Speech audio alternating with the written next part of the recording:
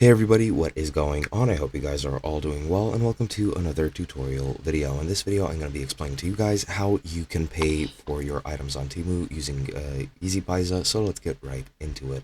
Now, the first thing you're going to want to do once you're logged into your account is you're going to add some things to your cart. So just search for whatever it is you want. So let's just say I want this toolkit as an example. Just click here to add it to your cart, and now we have it added. Now you can select whichever item you want out of the selection you have. So for example, I'll check this. Well, this is just sold out, and as you can see, we have an item added to our cart. Now we can either go to our cart directly or go to the checkout directly. I'll select checkout.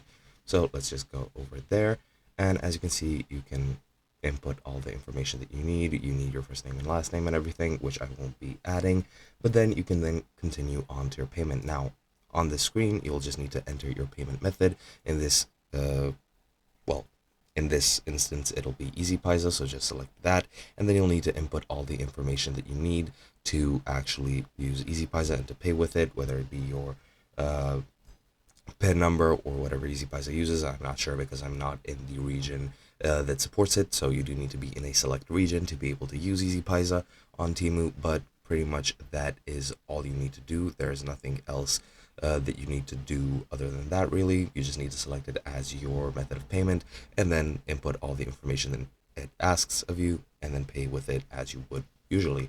And that's pretty much it. Hope you guys enjoyed, and I'll be seeing you guys in another video.